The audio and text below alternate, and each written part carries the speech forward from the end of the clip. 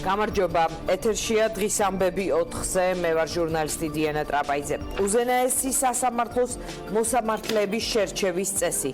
წინააღმდეგობრივი კანონპროექტი ვენეციის კომისიის ფილტრში. კომისია კობახიძის ავტორობით მომზადებულ კანონპროექტზე მომხრე და მოწინააღმდეგე დეპუტატების მოსაზრებებს დილიდან უსმენს. ყველა პოზიციის და ალტერნატიული წინადადების მოსმენის შემდეგ კი თვის ბოლოს რეკომენდაციებს მიაწვდის პარლამენტს. როგორც უმრავლესობის ლიდერი არჩილ თალაკვაძე ამბობს, უმრავლესობა რეკომენდაციებს განიხილავს და გაითვალისწინებს იმ ნაწილს, რომელიც კონსტიტუციასთან იქნება შესაბამისობაში. მმართველმა გუნდმა უგულვებელყო ოპოზიციის, არასამთავრობო ორგანიზაციების, იუსტიციის უმაღლესი საბჭოს 2 წევრის მოსაზრებები და პირველი მოსმენით ნაჩქარევად მიიღო მათთვის ხელსაყრელი კანონპროექტი. თავად რეფორმა კი ფასადური ხასიათისაა. ამ შინაარსის შენიშვნები აქვს ოპოზიციას. ლევან გოგიჩაიშვილი, რომელიც დამოუკიდებელი დეპუტატის სტატუსის შეხვდა, კომისიის წევრებს ამბობს, რომ ძალიან უხერხული მდგომარეობა შეიქმნა.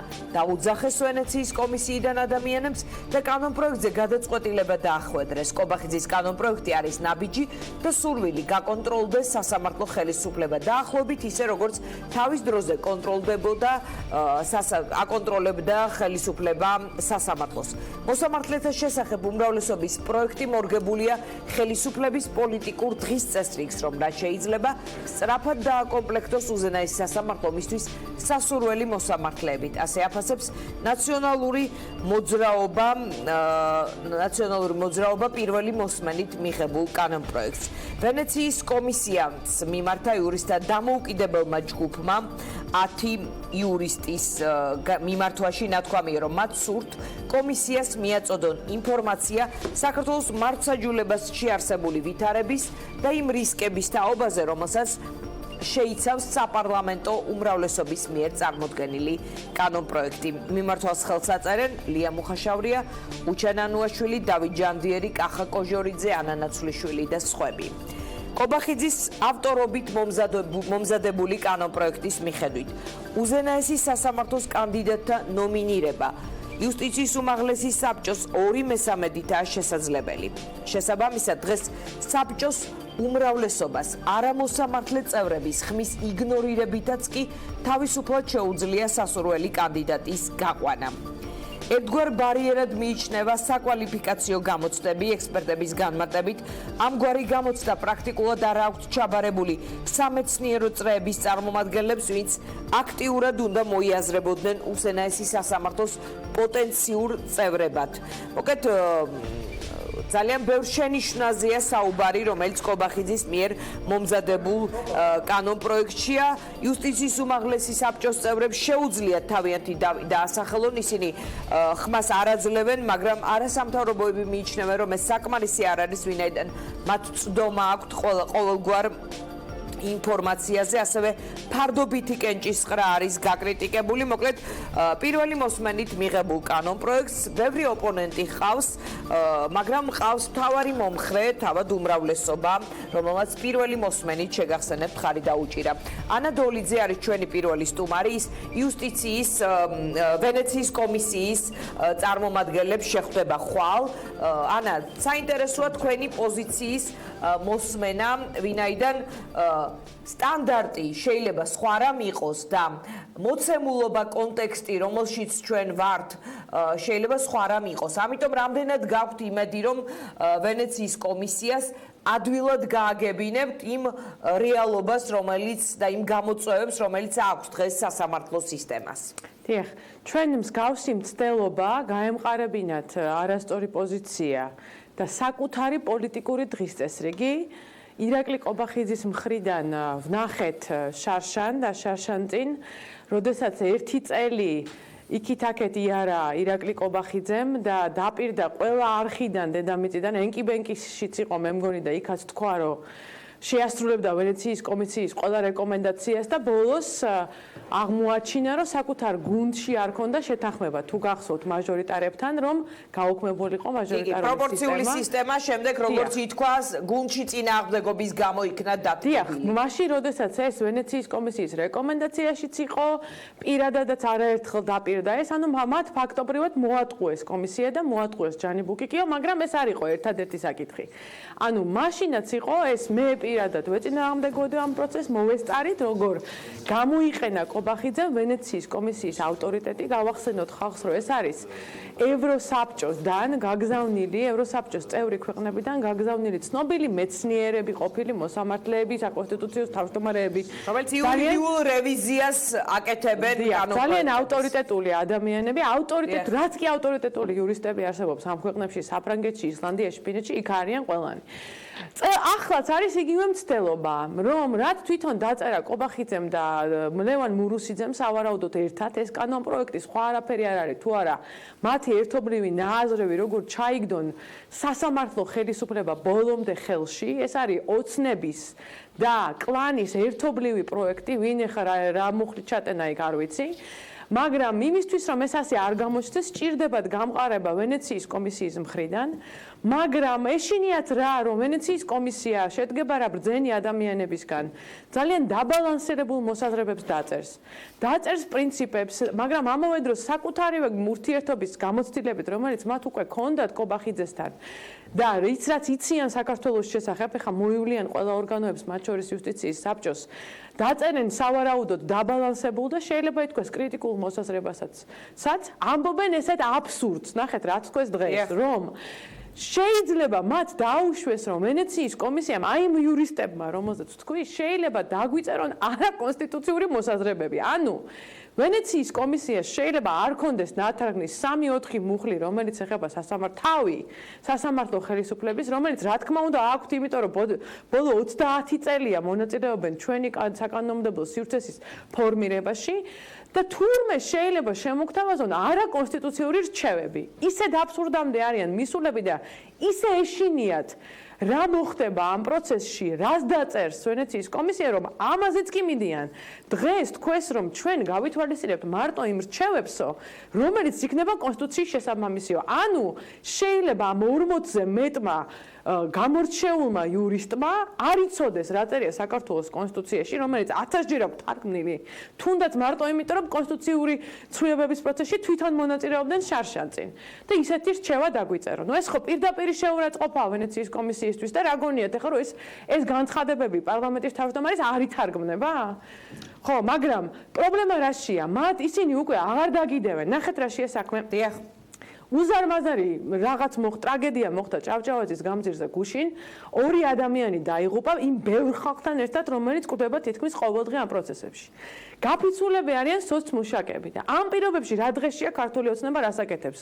სიტყვა გადაუარეს ქართულ კანონმდებლობას, სადაც იპოვეს სიტყვა ლიბერალური, რომელიც იწყება კანტიდან და ჰეგელიდან და რუსოდან. აქედან იწყება სიტყვა ლიბერალური, მაგრამ რას გააგებინებ ამ ხალხს, რომელმაც მე მგონი წერა-კითხვაც არ იცის საერთოდ იმას ფილოსოფიას და იმ განმანათლებლობას. იმ პირობებში, როდესაც უმწვავესი სახელმწიფოებრივი გამოწვევები გვაქვს, მიწა მოწყდა ჭავჭავაძეზე და როდის მოწყდება მიწა მთაწმინდაზე და წვერის ეკლესია როგორ დაგვეცემა ყველას თავზე, ეს არავინ არ იცის და ამ პირობებში რა დღესია ჩვენი დეპუტაცია? აღარ მიკვირს ამიტომ, რომ ირაკლი კობახიძე ვის შეაგინებს, ვის მიაყენებს შეურაცხყოფას, აღარ აქვს მნიშვნელობა. ეს ხალხი უკვე გასულია მომსახურების არედან და უკვე ბოლო ხავს ეჭიდება, რომ რაღაცნაირად გადარჩნენ. ეს არის ჩემი დასკვნა. ანამ ოცნების და კლანის ერთობლივი პროექტი თქვენ ამბობთ. მე კიდევ დაუბრუნდები სხვა კონტექსტში ჩემს კითხვას. მაგალითად, ვენეციის კომისიის მოთხოვნა იყო ყვებიან თავად უმრავლესობის წევრები, რომ ასეთი მოთხოვნა არსებობდა თავის დროზე, რომ საერთოდ იუსტიციის უმაღლესმა საბჭომ გადაწყვიტოს უზენაესი სასამართლოს მოსამართლეების შეარჩიოს. მოკლედ, იქ მიიჩნევა თანამედროვე, ესე ვთქვათ, სადაც სისტემა გამართულად მუშაობს მეტნაკლებად, იქ მიიჩნევა, რომ იუსტიციის უმაღლესი საბჭო თავად წყვეტდეს უნდა მოსამართლეების ბედს. აი აქ როდესაც საუბარია რომ იუსტიციის უმაღლეს საბჭოს შერჩევის საშუალება შეუზღუდოთ. ხომ ამაზე საუბრობთ რომ მათ ნაკლები საშუალება ჰქონდეთ რომ კლანზე მორგებული კანდიდატები არ შეარჩიონან კლანის წევრები, ასე ვთქვათ. აი, როგორ უნდა აუხსნათ ეს ვენეციის კომისიის წევრებს, რომ იუსტიციის უმაღლესი საბჭო კი რაღაც მაღალი ნდობით უნდა იყოს სარგებლობდეს სასამართლო სისტემის შესახებ, როცა არის საუბარი, მაგრამ აქ სხვანაირი წევრებით არიან დაკომპლექტებულები, რომლებიც თავად იმხილებიან როგორც კლანის ლიდერები, ამიტომ მათ ეს უფლებები უნდა შეუზღუდოთ. აი, ამას როგორ აუხსნით? ეხლა ძალიან გრძლად გამომივიდა შეკითხვა, მაგრამ მიხვდით ხომ, რაზეა საუბარი? სახელები და გვარებზე დასული პრობლემები რამდენად გასაგები იქნება ვენეციის კომისიის წევრებისთვის? სრულიად გასაგები იქნება, მას აქამდე არაერთხელ შეატყობინეს თავად ვენეციის კომისიას. რეალურად, როდესაც რეალობაში ითარგმნა მისი რეკომენდაციები მოსამართლეთა უადოდ დანიშვნის შესახებ, რა შედეგი მოიტანა ამან საქართველოში. იმიტომ რომ შეიძლება რაღაცა ინსტიტუტი არაჩვეულებრივად მუშაობდეს ფინეთში, მაგრამ იქ არ აყავთ მიხეილ ჩინჩალაძე. შეიძლება ძალიან კარგად მუშაობდეს ისლანდიაში, მაგრამ იქ არ აყავთ ლევან მურუსიძე, თავისი ძალიან მძიმე რეპუტაციული ტვირთით და მძიმე რეპუტაციით, რომელიც მას აქვს. შეიძლება რაღაც ძალიან კარგად მუშაობდეს იუსტიციის სკოლა საფრანგეთში, მაგრამ იქ არ არის ესეთი ფურცელზე იმის ქვევიდან, მაგიდის ქვევიდან ამოცურებული სია უზენაეს სასამართლოს მოსამართლეების. ეს არის ჩვენი რეალობა, მძიმე რეალობა. და ჩვენ ვატარებთ საბოლოო ტვირთს, რომ ამ რეალობას გავუმკლავდეთ. უვადოდ დანიშვნების რეკომენდაცია ერთ-ერთი მუდმივად იყო ვენეციის კომისიის მიერ, მას უბრალოდ არ უთქვამს ეს როდის უნდა გაგვეკეთებინა, მაგრამ ფაქტია, რომ ამ უვადოდ დანიშვნებმა ძალიან მძიმე შედეგები მოგვიტანა დღევანდელ კონტექსტში. ამიტომ მე მგონი ეს კომისიამ კარგად იცის, ჩვენ მე ვაპირებ, რომ ეს რა თქმა უნდა გავაჟღერო ხვალ დილას შეხვედრაზე და საბოლოო ჯამში აღარ გამოუვა ირაკლი კობახიძის გადაბრალება ვენეციის კომისიაზე. თითქოს ახლა ჩვენ ცხოვრობთ სადღაც, სადაც არც ინტერნეტი არ არის, არც იმეილი არ არის, არც ტელეფონი არ არის და ვერ ვაგებინებთ და არ ითარგმნება არაფერი. ვერ ვაგებინებთ ვენეციის კომისიას. თავარი პრეტენზიები, რომელიც თქვენ გაქვთ. ერთ რამეს პირდება, ნახეთ, ერთ რამეს პირდება კომისიას, მეორე რამეს პირდება ქართულ ხალხს და მესამე რამეს აკეთებს. ეს აღარ გამოუვა, იმიტომ რომ ნათქვამი გვაქვს უკვე საჯაროდ და ვენეციის კომისიასაც რა თქმა უნდა ვეტყვით, 1000 გვარი კომუნიკაცია არის სხვადასხვა ხალხისგან კომისიასთან აქამდე და ეს მესიჯი მისულია აქამდე, რომ პირველი, რა თქმა უნდა, საბოლოო ჯამში ეს კომისიამ ძალიან კარგად იცის. სუვერენული სახელმწიფოს ჩვენი ქართველი ხალხის გადასაწყვეტია, როგორი ნორმები დაინერგება აქ და დაინერგება იმ პოლიტიკური გამოწვევების შესაბამისად, რომელიც დღეს გვაქვს. არ შეიძლება იუსტიციის საბჭოს, არ შეიძლებოდა იუსტიციის საბჭოსთვის ამხელა ძალაუფლების მიცემა, რომელიც მას მიეცა კონსტიტუციური ცვლილებების შესაბამისად, რომელსაც ხმა მისცა უამრავმა ადამიანმა, სხვათა შორის, რომელიც დღეს გამოდის და ცდილობს, რომ ოპოზიციაში გადაბარგდეს. ძალიან ჭირდება მათი პოზიცია. როდესაც მე პრეზიდენტის სახელით გამოდიოდი საქართველოს პარლამენტის წინაშე და ვამბობდი, რომ ხალხმა ამის გაკეთება არ შეიძლება, არ უყაროთ კენჭი ამ კონსტიტუციურ ცვლილებებს. ჩამწყრივებული იყვნენ მაშინ ძალიან კარგად და ის ტაშით ეგებებოდნენ და მე მეჩხუბებოდნენ, რომ შარიკოვი დაუძახე ირაკლი კობახიძის სხვათა შორის. მაგრამ ამას თავი დავანებოთ.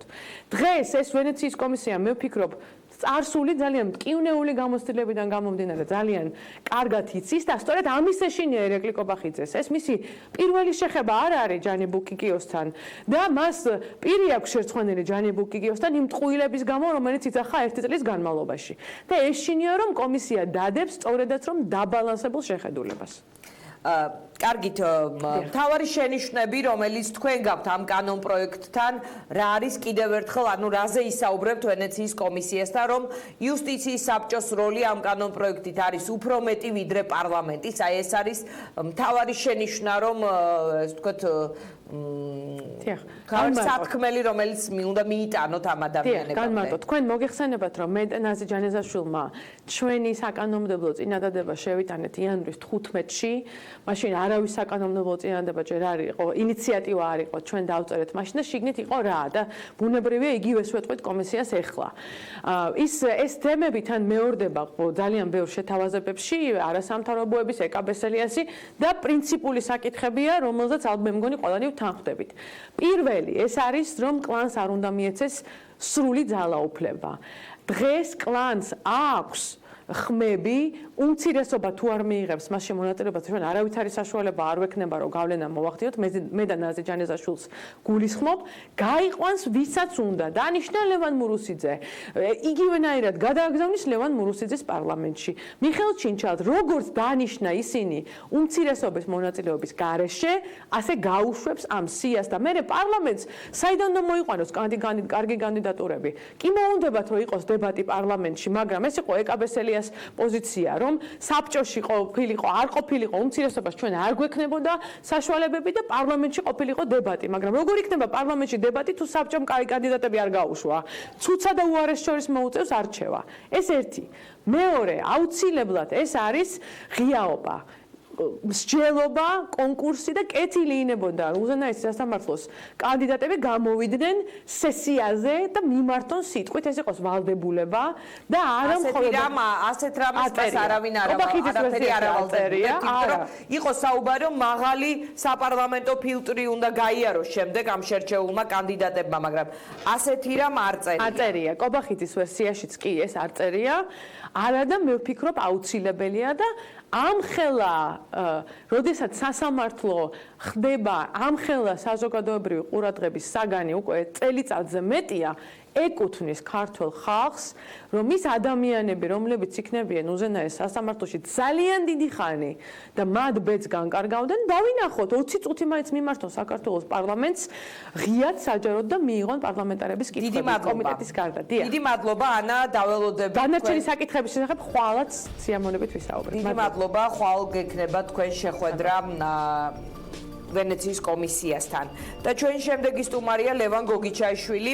ბატონ ლევან, მოისმინეთ თუ არა ვენეციის კომისიის წევრებთან შეხვედრის დროს მხოლოდ თქვენი მხრიდან იყო ეს თქვა შენიშვნები, თუ მათი პოზიციაც რაღაც მინიშნებების დონეზე არსებობს და შეგიძლიათ ჩვენს აუდიტორიას უთხრათ.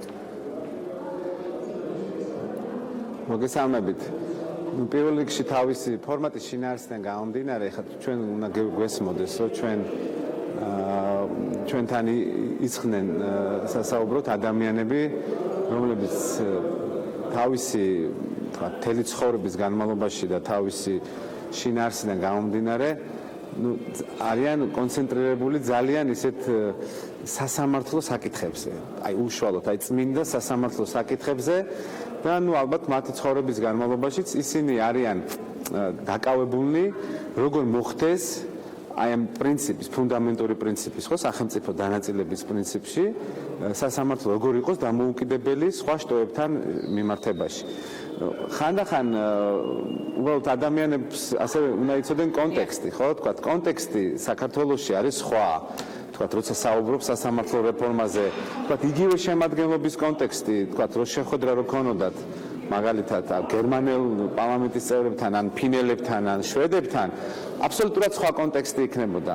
შინაარსობრივად შეიძლება რაღაცა საკითხები, აი, როდესაც ყველაფერი კარგად არის და არც რეპუტაციული პრობლემები არ არსებობს, არც თქვათ ეს სიმძიმე ადამიანების, რომლებიც უნდა გახდნენ მოსამართლებად, შეიძლება მართლა იკამათო, მაგრამ ამ ფორმით უნდა იყოს იუსტიციის საბჭო, იმ ფორმით უნდა იყოს, პრეზიდენტმა უნდა წარადგინოს თუ იმ უნდა წარადგინოს, მაგრამ ჩვენი კონტექსტი არის ძალიან განსხვავებული და ძალიან აი ეს აუხსენით ეს კონტექსტი კლასიკური მიდგომა არ გამოვა, კი, რა თქმა უნდა. განაპირობებს ამ პრეტენზიებს, თორემ სხვა შემთხვევაში მაგალითად ასევე იყო საუბარი, რომ იუსტიციის უმაღლესი საბჭო თავად უნდა არჩევდეს უზენაესის მოსამართლეებს, ასეთი ტიპის შემოთავაზებაც კი არსებობდა თავის დროზე. კი,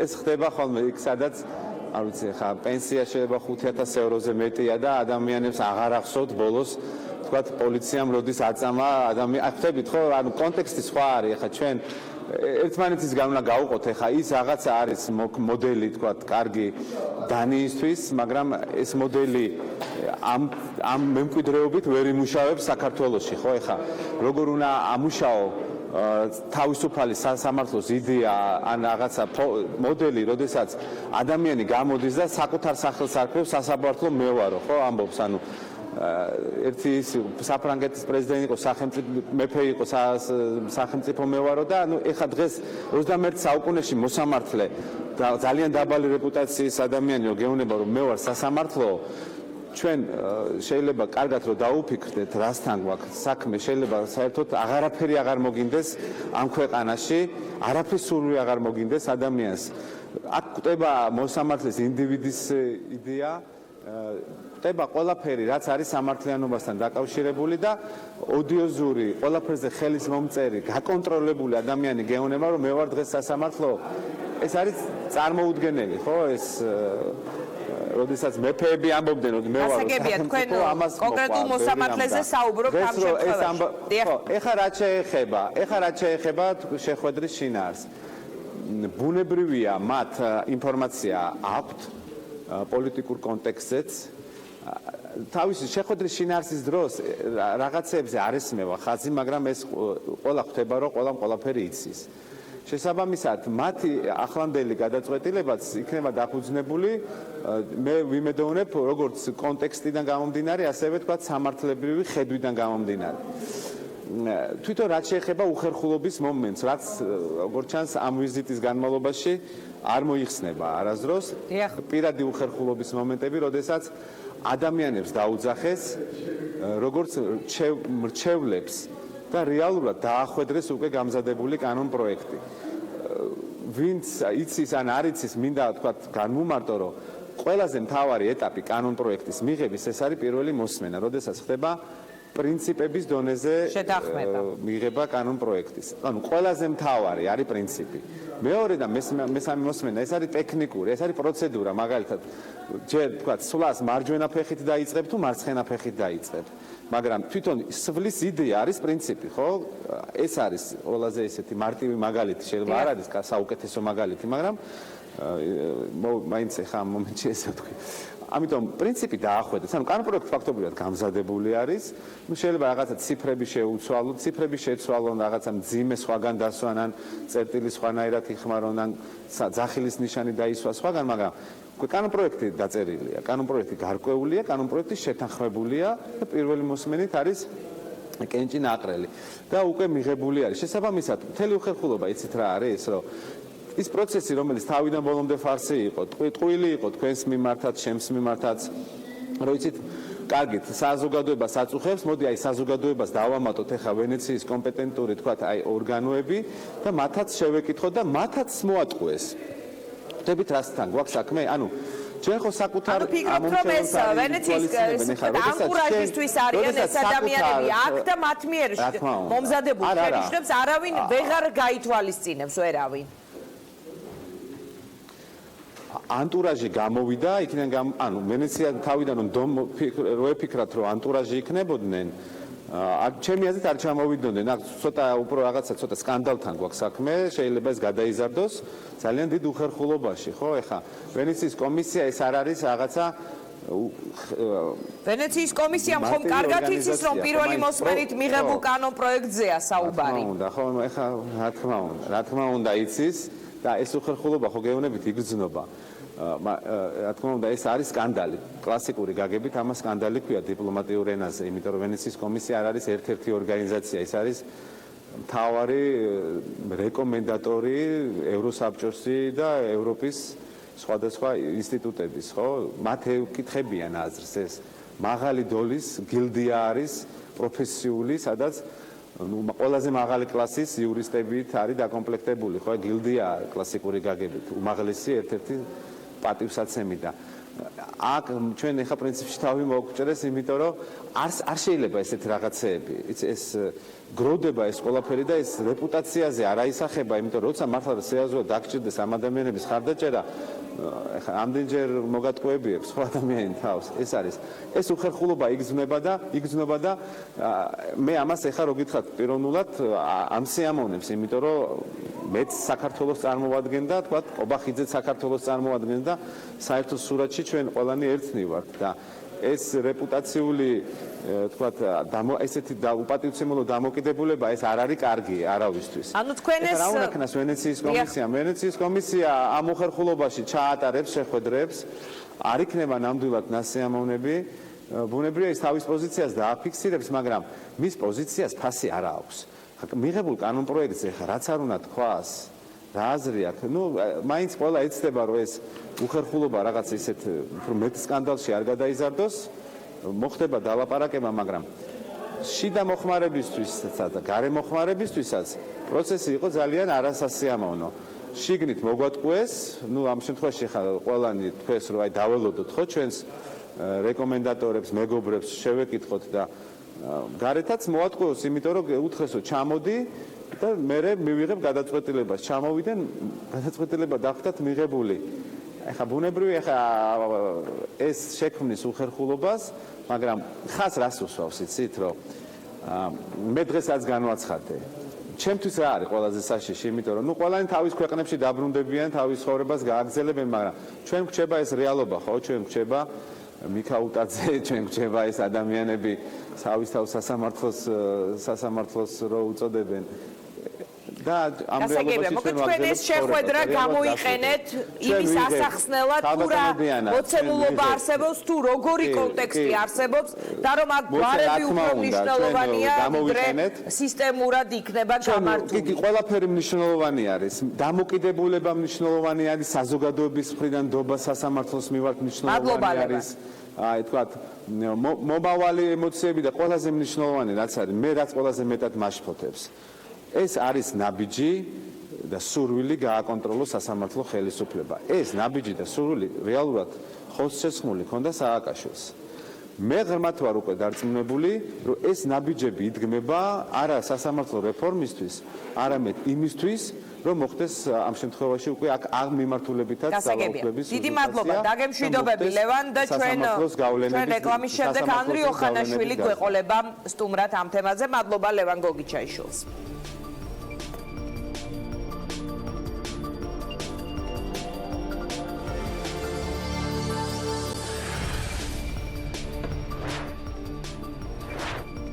ჩვენ დავბრუნდით პირდაპირ ეთერში ჩვენი სტუმარია ანრი ოხანაშვილი, იურიდიული კომიტეტის თავმჯდომარე.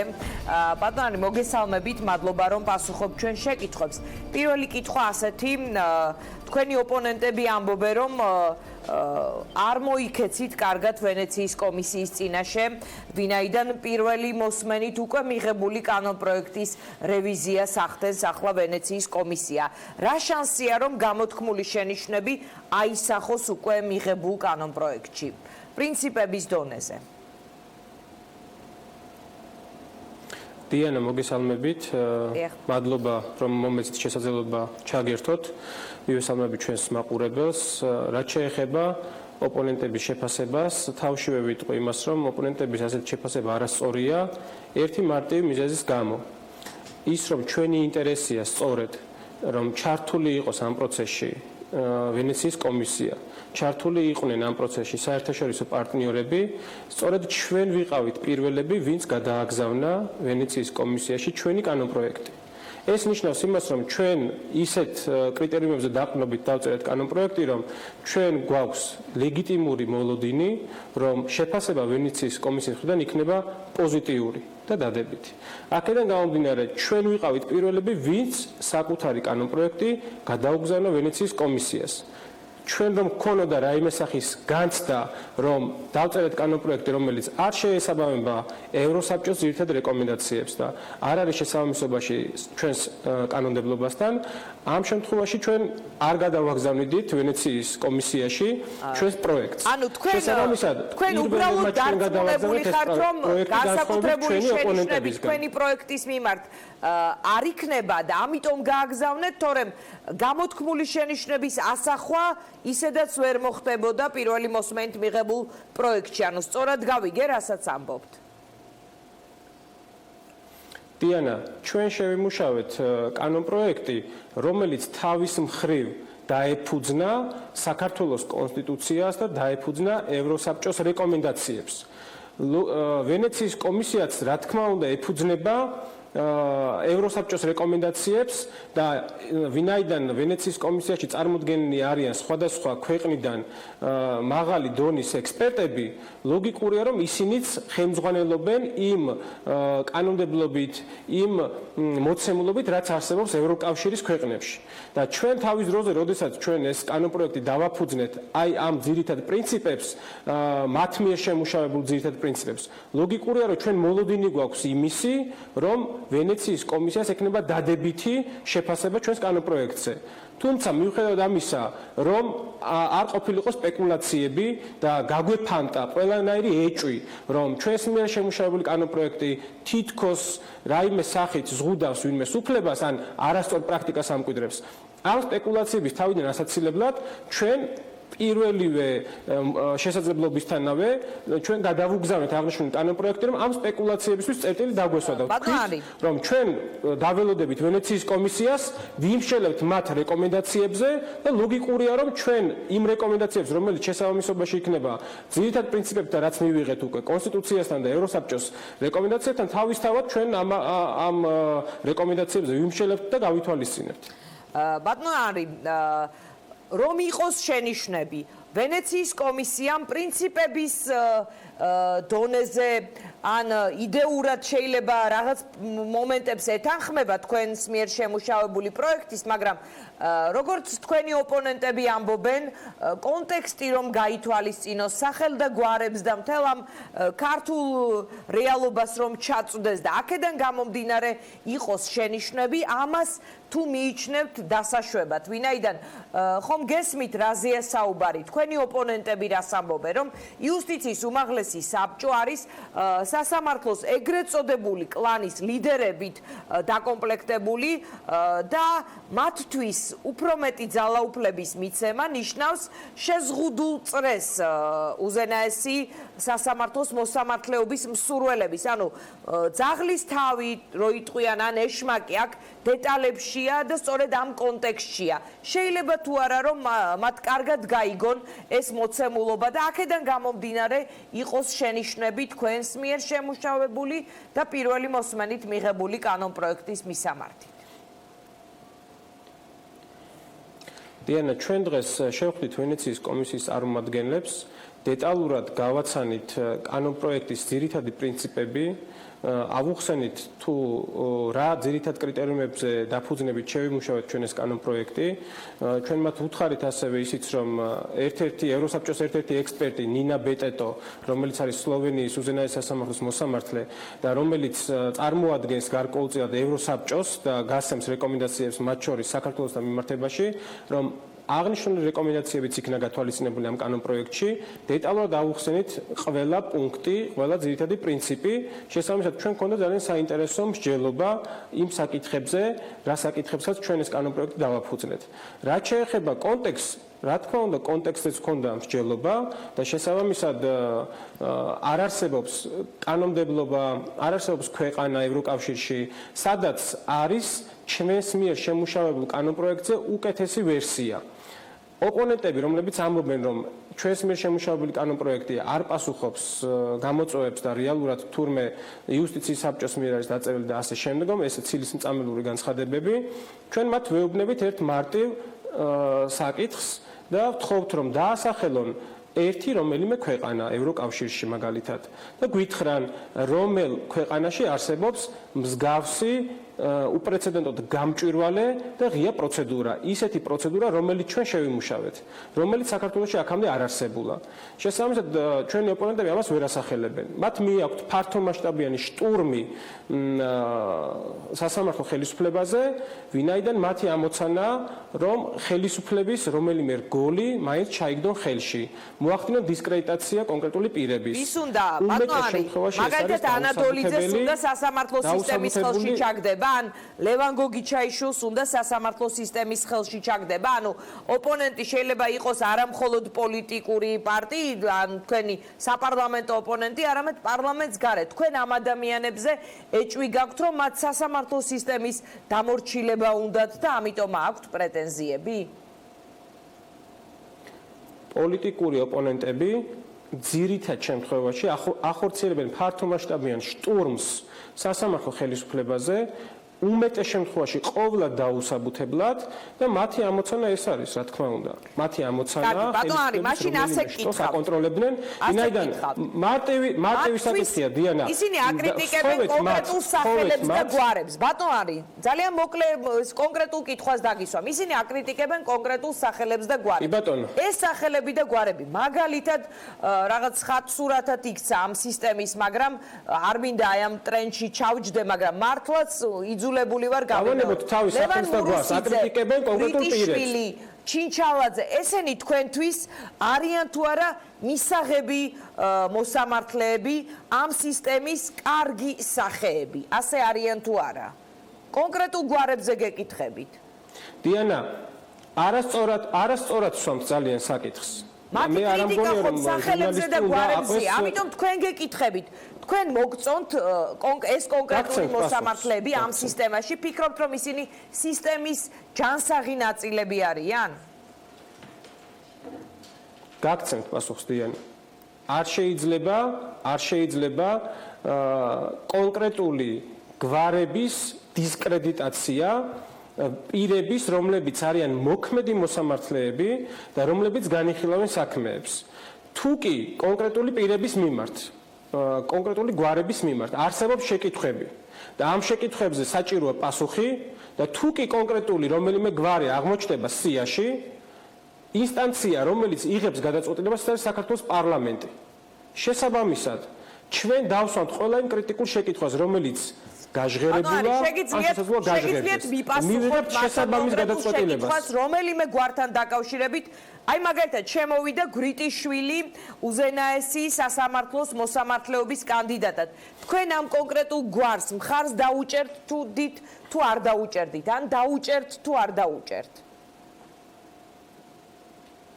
დიანა, პირველ რიგში ვწუხარო თქვენ ასე swamp შეკითხვას, არ არის ეს სწორი ფორმატი პოლიტიკოსების და მაგრამ თქვენ სწორედ სახელებზე და გვარებზე უნდა მისცეთ თანხმობა, ან თქვა თუ არის ძალიან პერსონიფიცირებული იქნება პროცესი, რომელიც იქნება პარლამენტში, ბატონო არის.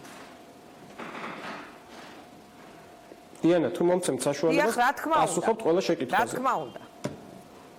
მე ვფიქრობ, რომ მსგავსი ფორმით შეკითხვის დასმა ემსახურება კონკრეტული გვარების დისკრედიტაციას, თუნდაც კონკრეტულ გვარებთან მიმართებაში ჩვენ გქონდეს შეკითხვები და საჭირო იყოს მათი მხრიდან პასუხი. ეს პირები არიან მოქმედი მოსამართლეები. ამ პირებთან მიმართებაში მოქალაქეებს არ შეიძლება ჩვენ დავუკარგოთ ნდობა, რომ განახორციელონ მათ მართლმსაჯულება. ეს არის დემონიზება და დისკრედიტაცია კონკრეტული მოსამართლეების, რომლებსაც აწერიეთ საქმეები დიანა. ეს არის პასუხი იმაზე, რომ არ შეიძლება კონკრეტული გვარები ურჩევლონ. თუმცა დავასრულებ დიანა. ან წინააღმდეგი უნდა მისცეთ და თქვენ ამას ისე გააკეთებთ, რომ საჯაროდ თქვენს პოზიციას არ დააფიქსირებთ. თქვენ გიჭირთ თქმა დიანა, მე რამდენად ამიძლევა საშუალება პასუხი გაგცეთ და გაგვიჭირდება ესე. როგორ? გაგვიჭირდება ასე ჩვენ გაგვიჭირდება ასე არ მეძლევა საშუალება პასუხი დავასრულო მე. ბატონო არის ძალიან კონკრეტულად გეკითხები. კი, მომცეთ საშუალება რომ დავასრულო. გავიგე მე-15 მისვამ შერჩევის პროცესი. მოსული კანდიდატები უნდა იყვნენ პარლამენტში განხილულები და კენჭისყრაზე დადგება საკითხი სწორედ პერსონებთან დაკავშირებით. თქვენ არ გინდათ ისაუბროთ ამ პერსონებზე, ანუ რომელიმეს რომ უარი უთხრათ, ანუ წინააღმდეგ მისცეთ ხმა, ანუ წითელ ღილაკს დააჭიროთ ხელი, ეს მიიჩნევა სისტემის დისკრედიტაცია თქვენის მხრიდან? დიანა, მარტივი პასუხი არის, ნახეთ, თქვენ თუ გაეცანით ჩვენს კანონპროექტს და ჩვენ საზოგადოებასაც რომ ავუხსნათ. სწორედ იმის გამო, რომ ჩვენ ყველა კონკრეტულ პირთან მიმართებაში ინდივიდუალური მიდგომა უნდა გქონდეს და ყველა კონკრეტულ პირთან მიმართებაში ინდივიდუალურად უნდა ვაწარმოოთ გასაუბრება, ამიტომ ჩავწერეთ ჩვენს პროექტში, რომ ყველა კანდიდატს ინდივიდუალურად უყრის კენჭს საქართველოს პარლამენტი. ანუ ჩვენ სიას კი არ დავუჭერთ მხარს. წარმოდგენილ სიას მეც ამ ინდივიდებზე გეკითხებით, ბატონო ანრი. მეც ინდივიდებზე გეკითხებით. დიანა, მე მგონი გასაგებად საუბრობთ და იმედი მაქვს, რომ ჩვენი საზოგადოება ისმეს ახლა ამ შეკითხვას და პასუხს, რომ ძალიან დეტალურად პასუხობთ. ძალიან დეტალურად პასუხობთ, დიანა.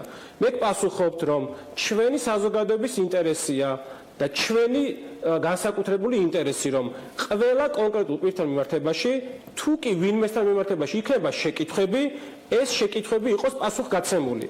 ან ჩააბარებს ტესტს კონკრეტული კანდიდატი და გაუძლებს ამ პროცედურას, ან ვერ ჩააბარებს ამ ტესტს და ვერ გაუძლებს იმ პროცედურას, რაც გათვალისწინებულია საჯაროს ხდომაზე, პარლამენტში ღიას ხდომაზე, ყველა შესაძლოა დაინტერესებული პირის ჩართულობით კანდიდატების მოსმენა ინდივიდუალურად. ამიტომ თქვენი შეკითხვა, რა თქმა უნდა, ჩემი მთავარი ამოცანაა, რომ ჩვენ შევარჩიოთ ისეთი კანდიდატები და ისე მივიღოთ გადაწყვეტილება, რომ ინდივიდუალურად გავესაუბროთ.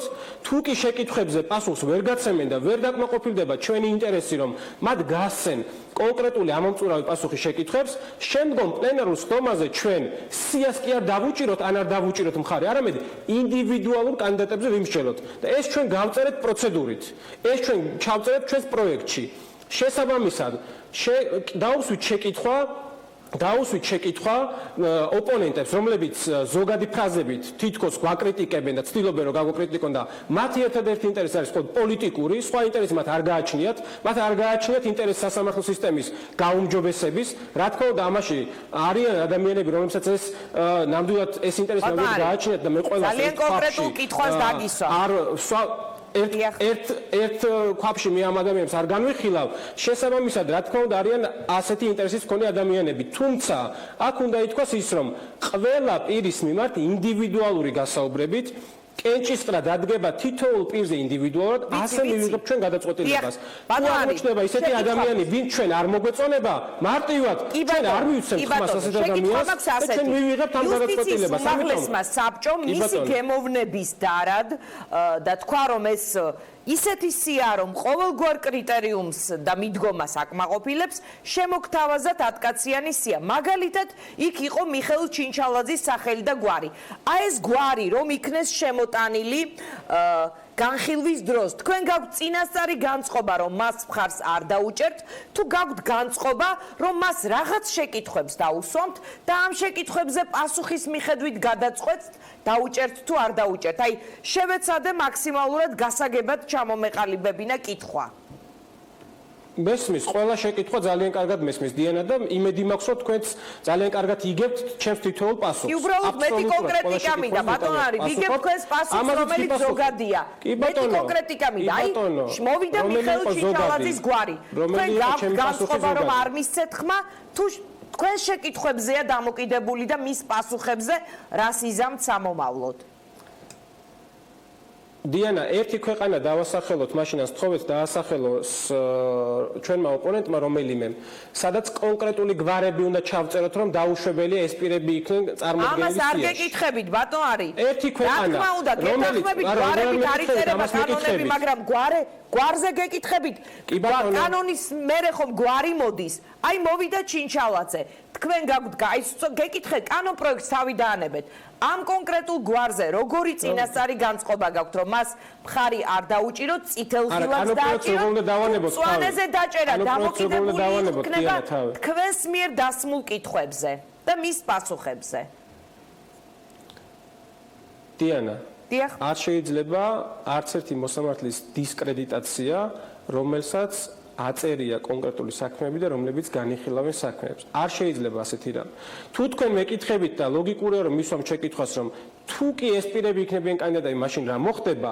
იმისთვის ვწერთ ჩვენ ამ პროცედურას, რომ ამ კანდიდატებმა ან დააკმაყოფილონ ის პროცედურები, რა პროცედურებსაც ჩვენ ვწერთ, ან ვერ დააკმაყოფილონ. ამისთვის ვწერთ იმას, რომ პროცესი იქნება წარმართული საჯაროდ იუსტიციის უმაღლეს საბჭოში, გათვალისწინებულია არამოსამართლე წევრების მონაწილეობა ამ პროცესში, თუ იქნება უხეში მანიპულაცია ამ პროცესში, ჩვენ ასეთ სიას არ მივიღებთ. პარლამენტში უზრუნველყოფილი იქნება ინდივიდუალური განხილვა თითოეული კანდიდატის, ეგრეთ წოდებული ამერიკული მოდელით, ეს პროცესი იქნება ხანგრძლივი, ყველა დაინტერესებულ პირს, მაგალითად თქვენ, როგორც ჟურნალისტ, მოგცემთ საშუალებას, მე როგორც კომიტეტის თავმჯდომარე, რომ დაესწროთ ამ სხდომას და მოგცემთ საშუალებას, რომ თქვენი კონკრეტული კრიტიკული შეკითხვა კონკრეტულ გვართან მიმართებაში თუ ასეთი იქნება ამ სიაში, დავსვათ და მოვთხოვოთ პასუხი. ერთად ყველამ, ყველა კრიტიკული შეკითხვა. ამის შემდგომ ჩვენ ინდივიდუალურად უნდა უყაროთ კენჭი. მათ შორის არც ჩინჩალაძეზე, არც სხვა, ანუ წინასწარი განწყობა არ გაქვთ, არც უარყოფითი, არც დადებითი და თქვენი პოზიცია დამოკიდებული იქნება გასაუბრებაზე. აი ამის კითხვა მინდა საქართველოსნაირ ქვეყანაში მოსამართლეს როგორ არ აკრიტიკებენ. ბატონ არის, მე მახსოვს მოსამართლე ჩემია, მისი სახლის წინ აქციები იმართებოდა, მათ შორის იმ ადამიანების ჩართულობითაც, რომლებიც ძალიან აქტიურები იყვნენ, მაშინ როცა ოცნება მოდიოდა ქვეყნის სათავეში 2012 ეს კონკრეტული გვარი არის სასამართლო სისტემაში დიანა დღეს. ეს კონკრეტული გვარი, რომელიც თქვენ ახსენეთ, არის სასამართლო სისტემაში. ეს კონკრეტული გვარი არ არის, მაგრამ მეორე კონკრეტული გვარი არის უვადოდ გამწესებული, რომელიც ასევე ამ კონკრეტულ საქმეს უკავშირდება. ამიტომ გეკითხებით.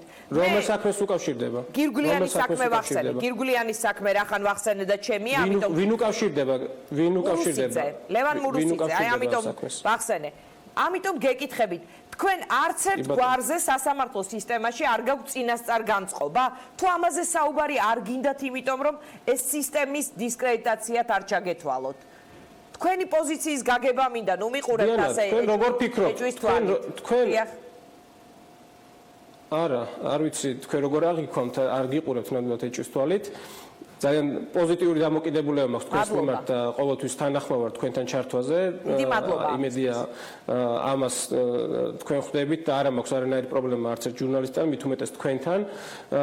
რაც შეეხება კონკრეტულ გვარებს, კიდევ ერთხელ დიანა, ჩემი განწყობები და ჩემი დამოკიდებულება მე უნდა გამომიმუშავდეს და ჩამომიყალიბდება, როგორ წარიმართება პროცესი იუსტიციის უმაღლეს საბჭოში და ჩვენ ძალიან ყურადღებით დავაკვირდებით ამ პროცესს. ხომ არ მოხდება რაიმე ფორმით უხეში манипуляცია. როგორ ექნება წარმართული იყო პროცესი, როცა სია მოვიდა თქვენამდე. ამიტომ ამ გადმოსახედიდან გეკითხებით. მაგალითად მოვიდა იგი გამჭვირვალე პროცედურით მოვიდა ისევ სიტყვაზე ვამბობ ჩინჩალაძის გვარი თქვენამდე. აი რას იზამთ? სხვათა შორის ეს კითხვა, რომელსაც თქვენი ოპონენტებიც ხშირად გისვამენ და ამიტომ გაძლევთ საშუალებას, რომ მათ გასაგონათაც თქვათ ღიად. ყველა შეკითხვა, რაც კი გაჟღერებულა, ყველა შეკითხვაზე გავეცით ჩვენ პასუხი, პირადად მეც. ჩვენი ოპონენტების მიზანია ძალიან ბევრი ისეთი ადამიანის მიმართ განახორციელონ დისკრედიტაცია და შტურმი, რომლებმაც გაასამართლეს ყოფილი ხელისუფლების მაღალი თანამდებობის პირები. თქვენ არ გიჩნდებათ დიანა შეკითხვა, რითია განპირობებული ასე განსაკუთრებულად გააქტიურება ნაციონალური მოძრაობის, სხვა მათი სატელიტი პარტიების და კიდე სხვების. ხომ არ არის ეს განპირობებული იმით, რომ ამ სასამართლო სისტემა უზრუნველყო ის, რომ დადგნენ ისინი სწორედ კანონის სადარაჯოზე და კანონის შესაბამისად გაასამართლეს ის პირები, ვინც ჩაიდინეს ათასობით და 100.000-ობით ადამიანის მიმართ უსამართლობა. მე არა ვარ ნაციონალური მოძრაობა და მე ძალიან კრიტიკულად ვუყურებ როგორც არა, შეკითხვას არ გიჩვენთ ეს პროცესი. წარსულში ძალიან სადავო საქმეებთან ასოცირდებიან. მე არა ვარ ნაციონალური მოძრაობა. მათ შორის მეც მინდა თქვენგან ეს პასუხი. მოგეთ, როგორც მივხვდით, თქვენ წინასწარი განწყობა არ გაქვთ არც ერთი სახელი და გვარის მიმართ და პროცესზე იქნება დამოკიდებული, რომელ ღილაკს დააჭერთ ხელს. სწორად გავიგე?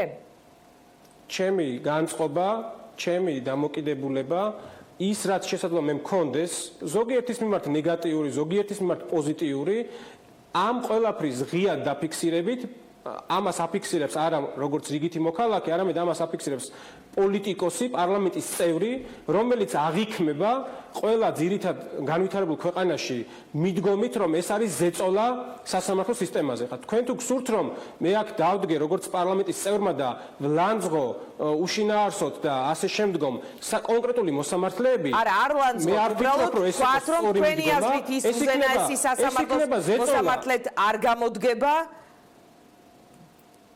ან გამოდგება. ეს უნდა გადავწყვიტოთ ჩვენ პარლამენტმა, ჩვენ უნდა დავაკვირდეთ პროცესს, როგორ წარიმართება უზენაეს სასამართლოს მოსამართლე და კანდიდატების შერჩევა საბჭოში, რამდენად მიეცემათ შესაძლებლობა მაღალი კვალიფიკაციის მქონე იურისტებს მონაწილეობა მიიღონ პროცესში, წარმოდგენილი იქნენ გამორჩეული კვალიფიკაციის მქონე ადამიანები ამ პროცესში კანდიდატებად, დავაკვირდეთ როგორ წარიმართება ეს პროცესი. მოგეთ თქვენი დამოკიდებულება იქნება პროცესზე დამოკიდებული.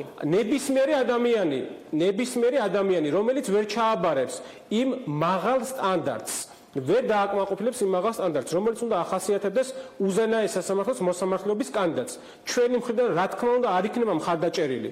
ძალიან დაგვიგვიანდა ახალი ამბების დრო. ამაზე მარტივია პასუხი, დიანა. დიდი მადლობა ბატონარი, მივხვდი რომ თქვენ წინასწარი განწყობებზე საუბარი არ გსურთ და პროცესის მიხედვით შემდეგ მიიღებთ კონკრეტულ გვარებთან გადაწყვეტილებას, წითელს დააჭიროთ ხელი თუ მწვანეს და ხა ჩემ პიჯაკს უყურებ და ყველაფერია ზეთ მოკლედ წითელზე და მწვანეზე თუ ვისაუბრებ. დიდი მადლობა ანრი ოხანაშვილს. მე ვერ ხედავ სამწუხაროდ თქვენს პიჯაკს.